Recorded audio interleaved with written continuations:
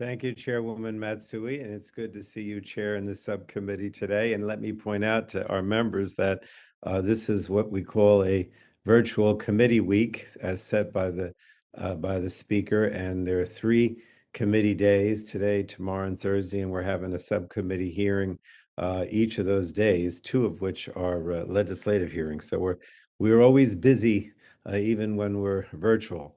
Um, we're continuing this committee's longtime work in this subcommittee of ensuring that our nation's communications networks are stable, secure, and reliable. Communication networks are essential infrastructure to help connect friends and families, relay emergency communications to the public, allow business operations to run more efficiently and effectively, and deliver education and health services. At today's legislative hearing, we'll discuss five bills, most of which are bipartisan, on a broad range of proposals aimed at ensuring that these invaluable networks continue to deliver this critical service to consumers. I'd like to comment and give my own view on these bills. First, I'm pleased that we're considering H.R. 7783, the Extending America's Spectrum Auction Leadership Act, introduced by Representative Davids, Joyce, Welch, and Johnson. This committee has a long tradition of working together in a bipartisan fashion to lay the groundwork for technological innovation in this country. We're called the Innovation Committee, and this legislation is no exception. It will extend spectrum auction authority for the Federal Communications Commission by 18 months from its expiration date later this fall. And as a result, the FCC will be able to hold its planned auction of the 2.5 gigahertz band in July without disruption, and also fully close out auctions that have already occurred. Congress has never let the FCC spectrum authority lapse since authorizing it in the early 1990s, so I'm pleased we're taking this important step forward today.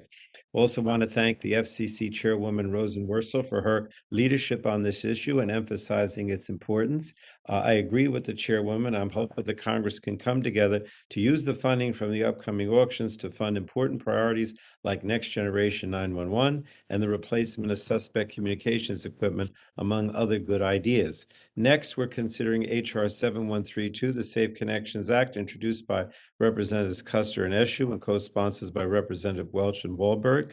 While there's no question that wireless phone service can be an important lifeline for survivors of domestic violence, human trafficking, and other related crimes, it's also the case that shared mobile service plans can subject these individuals to hidden risks, such as digital abuse. So this bill addresses this abuse by requiring mobile service providers to separate the survivor's phone line from an account shared with their abuser without financial penalties or other potential challenges after they receive a request from a survivor. The FCC would also be required to establish emergency communication support for these survivors. This is life-saving legislation that has already passed the Senate, and I welcome the opportunity to discuss it here today. We're also considering H.R. 4275, the Ensuring Phone and Internet Access for SNAP Recipients Act, introduced by Representatives Luria and Katko.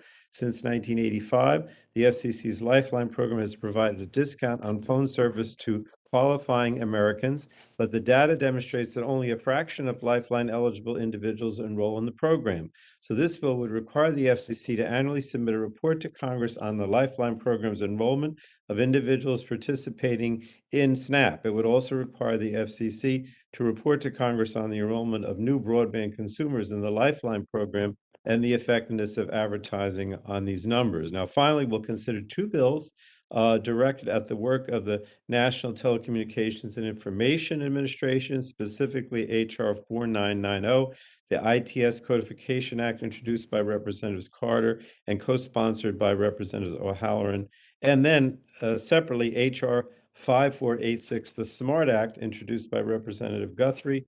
And collectively, these bills provide NTIA with access to innovative spectrum management solutions, led in part by NTIA's Institute for Telecommunications Scientists, ITS. As the engineering laboratory for NTIA, ITS helps drive innovation, enables the robust development of telecommunications infrastructure, and helps protect an open global internet. So finally, I did want to also recognize, if I could today, a departing member of the Energy and Commerce Committee team. Parul Desai is a native New Jerseyan and has done terrific work for the committee over the past 5 years since she joined us as a detail from the FCC. She's now headed to a new role at the NTIA. We all know the incredible amount of work that agency has before it, and I just want to wish her nothing but the best in her future pursuits. So thank you, Parul. And with that, I yield back the balance of my time.